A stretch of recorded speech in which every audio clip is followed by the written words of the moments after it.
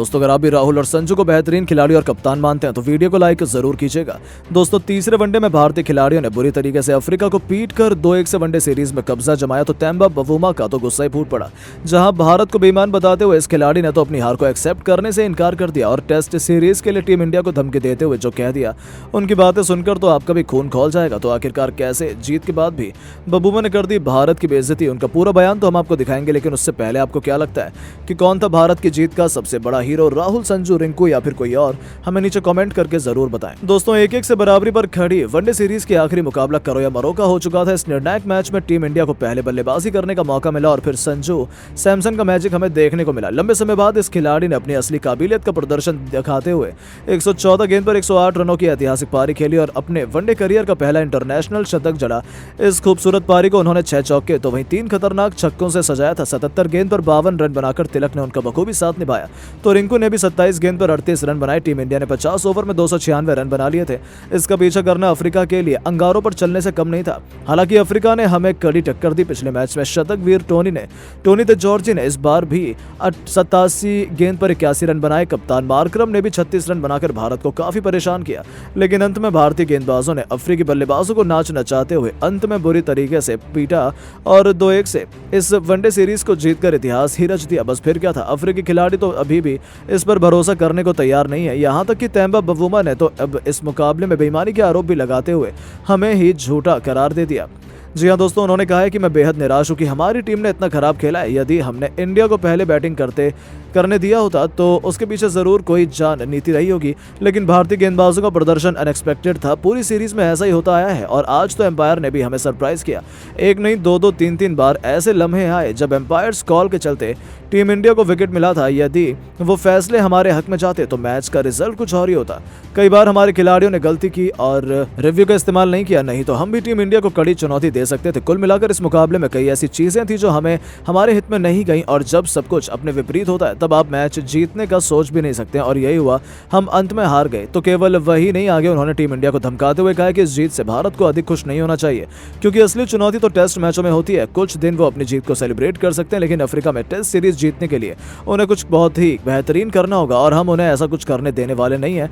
उन्हें test series में हम बुरी तरीके से हराएंगे और वनडे का हिसाब चुकता करेंगे। तो दोस्तों बवुमा ने अब किस्मत और एम्पायर को कोस रहे हैं, यहाँ तक कि हमें धमकाने में भी उन्होंने कोई कमी नहीं छोड़ी। लेकिन अब आपको क्या लगता है कि वनडे की तरह क्या टीम इंडिया टेस्ट सीरीज भी जीत पाएगी? अपनी राय नीचे कमेंट बॉक्स में जरूर बताएं। यहाँ तक कि दुनिया भर के दिग्गज क्रिकेटर भी टीम इंडिया की जीत पर हैरान रह गए और बधाई देते हुए डॉन अनमोल शब्द कह डाले। तो चलिए आपको बताते हैं किन किन खिलाड़ियों ने भारतीय टीम की जीत पर क्या कुछ कहा। क्रिकेट के भगवान सचिन तेंदुलकर ने भारत की साउथ अफ्रीका में शानदार जीत देखकर बयान देते हुए कहा है कि हमारे युवा खिलाड़ियों ने अफ्रीकी धरती पर वनडे सीरीज जीतकर इतिहास रच दिया। मैं अपने यंगस्टर्स को देखकर काफी खुश हूँ। बिना रोहित कोहली और बुमराह के रहते हुए भी सीरीज पर कब्जा किया, यह बहुत बड़ी जीत है। टीम इंडिया के लिए जीत की बहुत बहुत बधाई। साउथ अफ्रीका के सबसे खतरनाक खिलाड़ी AB डिविलियर्स ने बयान देते हुए कहा है कि भारतीय युवा खिलाड़ियों ने शानदार प्रदर्शन दिखाया। अफ्रीका की धरती पर वनडे सीरीज जीतना बहुत बड़ी बात है। मैं देखकर पूरी तरह से आश्चर्य था। संजू सैमसन ने अंतिम मैच में कमाल की बल्लेबाजी की, वहीं अर्शदीप सिंह ने मैच का पूरा रुख बदला। भारतीय टीम ने कमाल का प्रदर्शन दिखाया और हमारी टीम को हमारे ही घर में हराया। ऑस्ट्रेलिया के सबसे खतरनाक कप्तान और खिलाड़ी रिकी पॉन्टिंग ने बयान देते हुए भारत की जीत पर कहा कि अफ्रीका की धरती पर वनडे सीरीज जीतना भारतीय टीम के लिए बेहद कठिन टूर्नामेंट था। मैं पूरी तरह से आश्चर्य हूँ। भारतीय टीम अब किसी भी टीम को उनके घर में हरा सकती है। बिना रोहित कोहली और बुमराह के होते हुए भी इस टीम ने शानदार खेल दिखाया। टीम को जीत की बहुत बहुत बधाई। वहीं पाकिस्तान के सबसे खतरनाक गेंदबाज शोएब अख्तर ने भारत की जीत पर बयान देते हुए कहा है कि भारतीय युवा खिलाड़ियों को अफ्रीका में सीरीज जीतने पर बहुत बहुत बधाई। टीम ने कड़ी मेहनत की, अफ्रीका से जमकर लड़ाई की और अंत में बाजी मारी। मैंने पूरी सीरीज अच्छे खिलाड़ियों को जबरदस्त प्रदर्शन दिखाया। मैं सभी खिलाड़ियों का मुरीद हो गया। अफ्रीका में अफ्रीका को हराना बहुत मुश्किल है, लेकिन इस टीम ने कर दिखाया। कैप्टन कूल महेंद्र सिंह धोनी ने भी बयान देते हुए कहा है कि well done team India. Africa को उनके घर में हराना बहुत कठिन है, लेकिन आप लोगों ने ये कर दिखाया। मैं बहुत खुश हूँ। संजू सैमसन ने कमाल की बल्लेबाजी की और टीम इंडिया को से मुकाबले में जीत दिलाई। ऐसी बल्लेबाजी और गेंदबाजी आप लोग करते रहिएगा। कई युवा खिलाड़ी इस सीरीज में शानदार प्रदर्शन किया। सभी को जीत की बहुत बहुत बधाई। तो दोस्तों देखा आपने किस तरह से दुनिया भर के दिग्गजों ने भारत को सीरीज जीतने पर अनमोल शब्द कहे। लेकिन दोस्तों अब आपको क्या लगता है, सूर्य कुमार यादव और KL राहुल में कौन है सबसे खतरनाक कप्तान? नीचे कमेंट बॉक्स में जरूर बताएं। दोस्तों 1-1 से बराबरी पर खड़ी वनडे सीरीज का फैसला निकालने के लिए भारत और south Africa Boland park stadium में वनडे सीरीज का अंतिम और निर्णायक मुकाबला खेलने के इरादे से उतरे। इस मुकाबले में साउथ अफ्रीका के कप्तान मार्करम ने टॉस जीतकर पहले गेंदबाजी करने का फैसला किया और टीम इंडिया को बल्लेबाजी करने के लिए आमंत्रित किया। भारतीय टीम को धाकर शुरुआत दिलाने की जिम्मेदारी आज अपना डेब्यू मैच खेल रहे रजत पाटीदार और साई सुदर्शन के कंधों पर सौंपी गई। एक जबरदस्त घमासान के लिए हर कोई तैयार था। रजत पाटीदार ने शानदार कवर ड्राइव में चौके से अपने इंटरनेशनल करियर का खाता खोला, लेकिन वो ज्यादा लंबी बल्लेबाजी नहीं कर पाए। पांचवा ओवर फेंकने आए बर्गर ने अपने ओवर की चौथी गेंद पर रजत पाटीदार को क्लीन बोल्ड कर दिया। इंडिया को पहला झटका दिया। रजत पाटीदार 16 गेंद पर 3 चौके और एक छक्के की बदौलत 22 रन बनाकर वापस लौटे। अब मैदान पर बल्लेबाजी करने के लिए विकेट कीपर बल्लेबाज संजू सैमसन आ चुके थे। उनके कंधों पर टीम की पूरी जिम्मेदारी टिकी हुई थी, लेकिन दूसरे छोर से उन्हें साथ नहीं मिला। ब्यूरन हेंड्रिक्स ने सुदर्शन को एलबीडब्ल्यू कर पवेलियन का रास्ता दिखा दिया। ये खिलाड़ी 16 गेंद पर 10 रन बनाकर पवेलियन की शोभा बढ़ाने लौटे। अब संजू के साथ कप्तान राहुल के कंधों पर भारतीय टीम की जिम्मेदारी आन पड़ी थी। दोनों ने संभलकर भारत को पावर प्ले के 10 ओवर में मिलकर 59 रनों तक पहुंचा दिया। इन दोनों के बीच एक मजबूत पार्टनरशिप हुई। संजू सैमसन ने वियान मुल्डर की गेंद पर शानदार चौका लगाकर न केवल 50 रनों की साझेदारी पूरी की, बल्कि टीम इंडिया के स्कोर को 100 रनों के पार पहुंचा दिया। लेकिन 100 रन पूरे होते ही वियान मुल्डर ने केएल राहुल को हेनरी क्लासेन के हाथों कैच पकड़वाकर पवेलियन का रास्ता दिखा दिया और भारतीय टीम को 101 रनों के स्कोर पर तीसरा झटका लग गया। संजू और केएल राहुल के बीच 50 रनों की पार्टनरशिप यहीं पर टूट गई। भारतीय टीम को कप्तान के रूप में बहुत बड़ा झटका लग गया। राहुल 35 गेंद पर 21 रन बना पाए। उनके आउट होने के बाद बल्लेबाजी करने तिलक वर्मा उतर जाते हैं। वो कमाल के फॉर्म में लग रहे थे। संजू सैमसन का बल्ला भी बोल रहा था। इन दोनों खिलाड़ियों ने मिलकर देखते ही देखते न केवल टीम इंडिया को मुसीबत से बाहर निकाला, बल्कि 100 रनों से अधिक की पार्टनरशिप भी बनाकर मैच को पासा ही पलट दिया। तिलक वर्मा ने 75 गेंद पर अपना अर्धशतक पूरा किया। हालांकि 50 पूरा करते वो केशव महाराज का शिकार हो गया और 77 गेंदों पर 5 चौके और एक छक्के की बदौलत 52 रन बनाकर वापस लौटे। लेकिन उनके विकेट का ज्यादा कुछ असर भारतीय टीम पर संजू ने नहीं पड़ने दिया। देखते देखते संजू सैमसन ने रिंकू सिंह के साथ भारतीय पारी को संभाला। इन दोनों खिलाड़ियों ने आक्रामक रुख अपनाकर अफ्रीकी गेंदबाजों की खूब कुटाई की। संजू ने केवल 105 गेंद पर अपने इंटरनेशनल करियर का पहला शतक ठोककर वाहवाही लूटी। 114 गेंद पर संजू सैमसन ने कुल 108 रन बनाए। अपनी शतकीय पारी को उन्होंने 6 चौके तो वहीं 3 तूफानी छक्कों से सजाया था। 45 ओवरों में ही टीम इंडिया 240 रनों के पार थी। हालांकि संजू को जैसे लिजर्ड विलियम्स ने शिकार बनाया, मानो विकेट की झड़ी लग गई।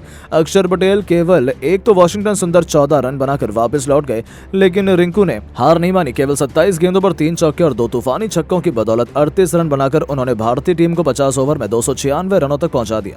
अंत में अर्शदीप ने भी 2 गेंदों पर 1 छक्के के साथ 7 रन बनाए। अब अफ्रीका के सामने 297 रनों का पहाड़ जैसा लक्ष्य था, जिसे हासिल करने की जिम्मेदारी रीसा हेंड्रिक्स के साथ पिछले मैच के शतक वीर टोनी दे जॉर्जी पर टिकी हुई थी। भारतीय टीम जल्द से जल्द विकेट चटकाना चाहती थी, लेकिन इस मैच में कुछ ऐसा हो जाएगा किसी ने भी नहीं सोचा था। इन दोनों बल्लेबाजों ने तो पहली गेंद से ही आक्रामक रुख अपनाया और भारतीय गेंदबाजों को आड़े हाथों लेते हुए उन्होंने सभी की जमकर कुटाई करनी शुरू कर दी। मुकेश कुमार को तो उन्होंने बिल्कुल भी नहीं बख्शा। पारी के तीसरे ओवर में मुकेश ने दोनों बॉल फेंकने के साथ साथ कुल 14 रन लौटा दिए। भारतीय टीम ने शुरुआत बेहद खराब की, उसका फायदा अफ्रीकी टीम को मिला। 5 ओवरों में ही अफ्रीका ने इस बल्लेबाजों को खतरनाक बैटिंग के बदौलत 36 रन बना लिए थे, तो उसके बाद भी रुकना क्या होता है वो तो उन्होंने सीखा ही नहीं। मुकेश को लगातार 2 गेंद पर पहले चौका तो फिर तूफानी छक्का जड़कर टोनी ने अपनी टीम को 7 ओवरों में ही 54 रनों तक पहुंचा दिया था। अफ्रीका ने जीत की नींव बिछा दी थी। भारतीय टीम को विकेटों की दरकार थी। कप्तान राहुल के पसीने छूट गए थे। भारतीय खेमे में मातम छाया हुआ था। तभी 9वें ओवर में अर्शदीप सिंह ने टीम इंडिया की किस्मत पलट दी। उन्होंने रीसा हेंड्रिक्स को आउट कर भारत को पहली सफलता दिलाई। ये बल्लेबाज 24 गेंद पर केवल 19 रन बना पाया और अपनी टीम मैच में वापसी कर चुकी थी। उनके आउट होने के बाद मैदान में मोर्चा संभालने रशिवंडर हुसैन उतरे। 18-10 ओवरों में अफ्रीका ने 62 रन 1 विकेट के नुकसान पर बनाए। पहले के बाद अक्षर पटेल ने रशिवंडर हुसैन को क्लीन बोल्ड कर टीम इंडिया में दूसरी सफलता भी बहुत जल्द दिलवा दी। केवल 76 रन ही अफ्रीका बना पाई थी और उनके 2 बल्लेबाज को भारतीय गेंदबाजों ने पवेलियन की शोभा बढ़ाने भेज दिया था। अब चौथे पायदान पर बल्लेबाजी पड़ने खुद कप्तान मार्करम को उतरना पड़ा। दूसरी तरफ टोनी जॉर्जी एक बार फिर खतरनाक लग रहे थे। उन्होंने केवल 55 गेंद पर अपना अर्धशतक भी पूरा कर लिया था। 21 ओवर की समाप्ति पर अफ्रीका 100 रनों का आंकड़ा पार कर चुकी थी। इन दोनों खिलाड़ियों के बीच 50 रनों से अधिक की साझेदारी भी हो गई थी।